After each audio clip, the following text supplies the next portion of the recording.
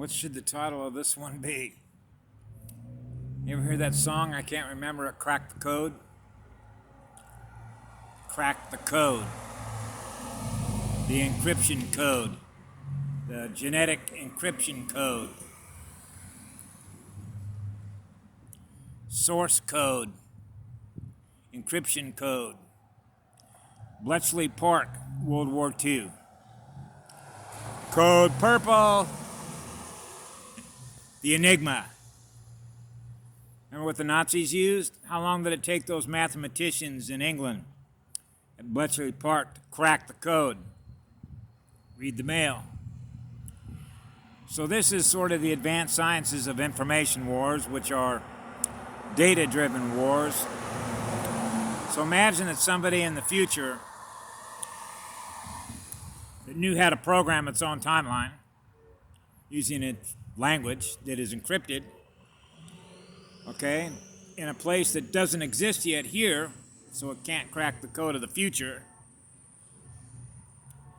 So it allows us to be able to write a code so that we can write what's known as the event sequence, which means the sequence of events that represent the data that is sequenced. So the data is sequenced on an ascension timeline. When we know that we have the timeline secured in the future,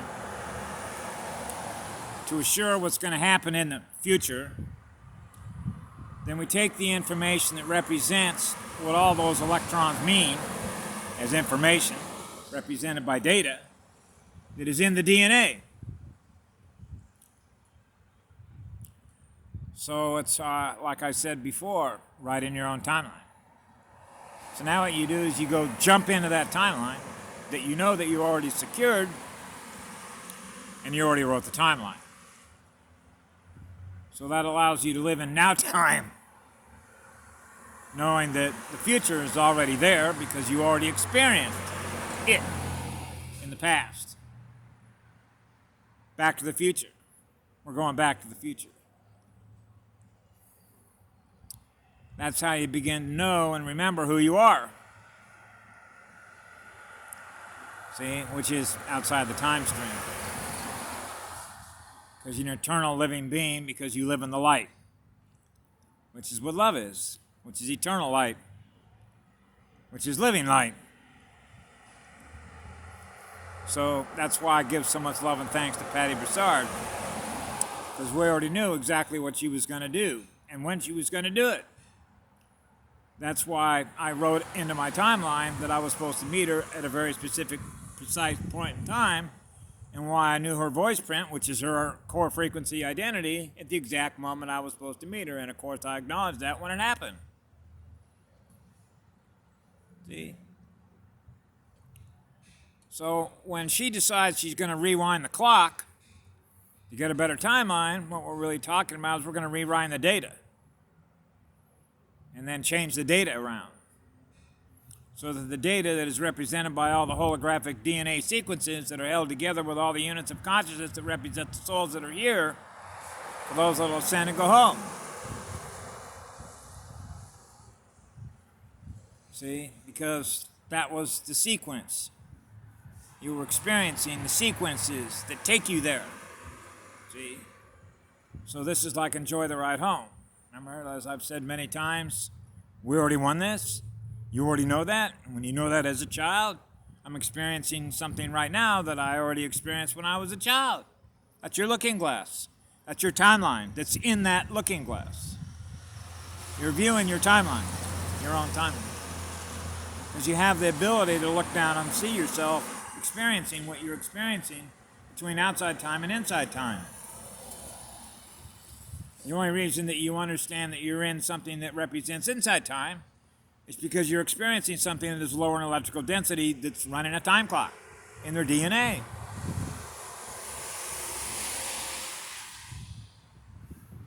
Which are synchronized to other clocks, the machinery of the clocks. You ever seen a big grandfather clock and all the gears? How those are all put together in the movement of energy that is in motion? Right? Between higher speed vibration, lower speed vibration, running on more electrons, running on less electrons, electrical density consciousness, magnetic moments,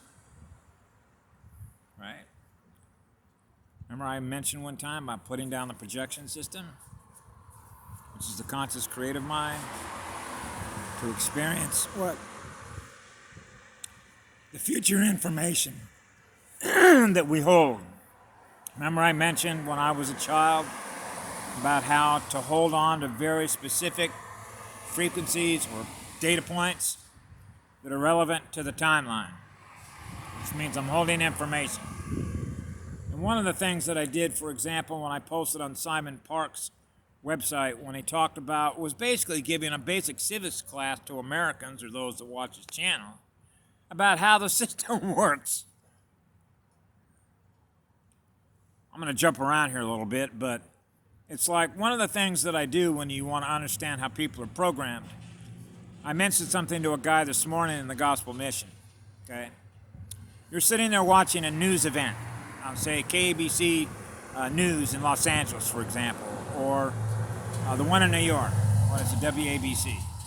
And you're sitting there in your home and you're watching the TV and they're reporting on an event. And then you become aware of that event. Well, guess what? That event's already happened. Okay? So they're essentially presenting something to you that represents the past. So now you log that information into your unconscious memory that represents a slower speed,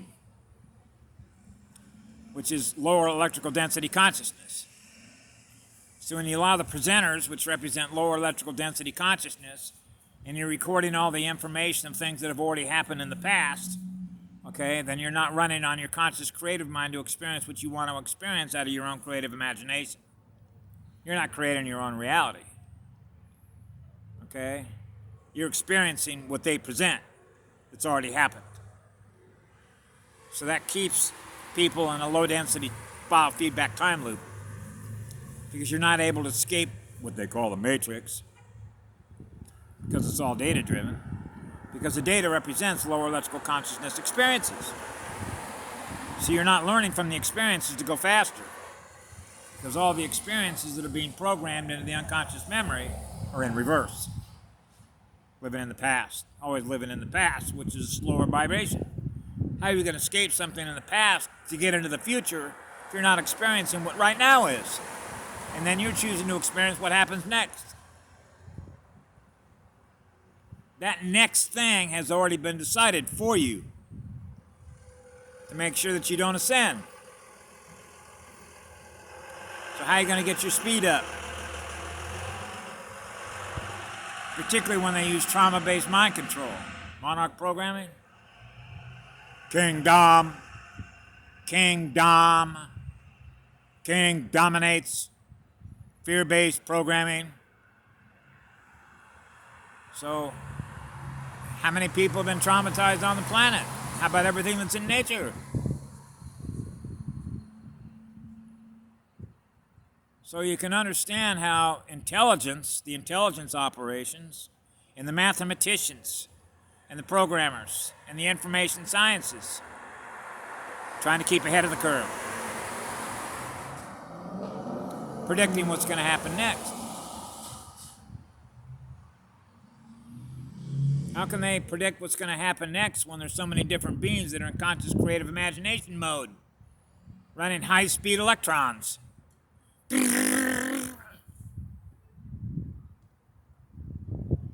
Machine can't keep track of all that, particularly when it's a parasite.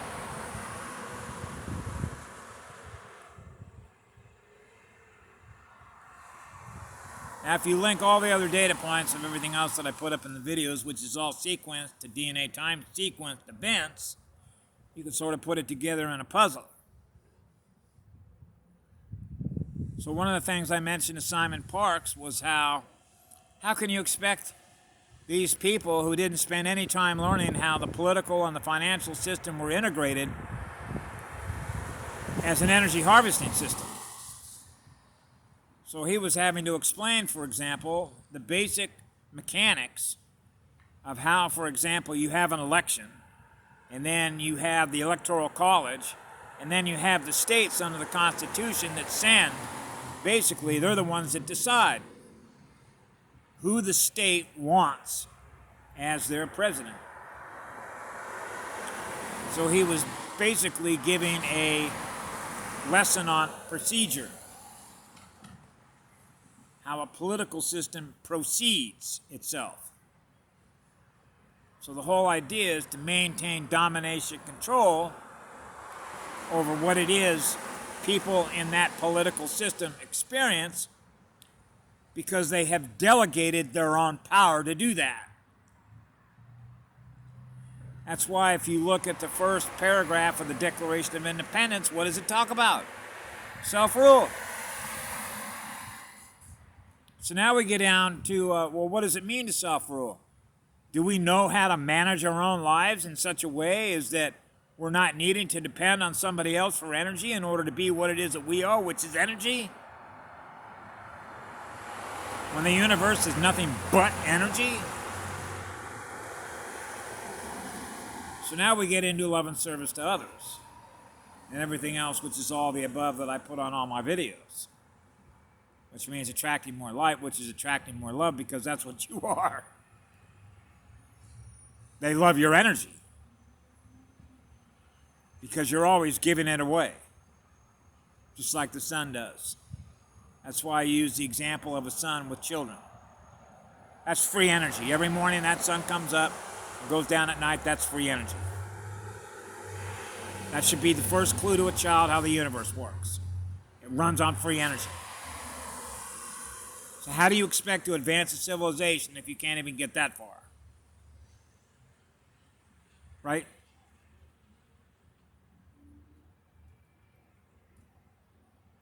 So when you realize that you don't need somebody else, a parent anymore, which means you've grown up, okay? Which means, why would I want to send somebody who's different than I am, who doesn't live their life the same way that I do, to represent me? Because when you realize that you're running in your conscious creative imagination, what it is your experience is always going to be different from the last one. So how could I possibly say to another being, hey, listen, you go represent me, even though every second of my life is going to be different than the last one? How could you possibly represent what that is? Because what I experience is always changing.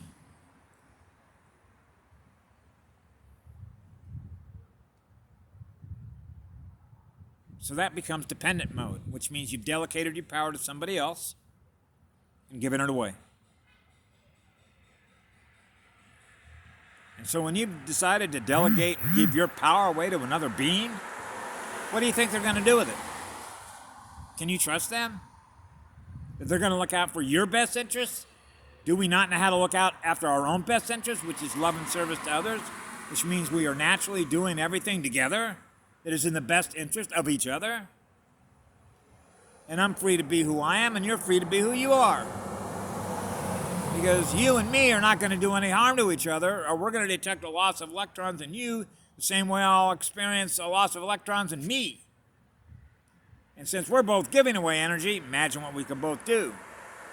Imagine what we can all do when we're doing that. That's infinite, unlimited imagination, isn't it? And using very powerful energy in which to do that with. That's possible, isn't it? That's what infinite imagination knows is possible.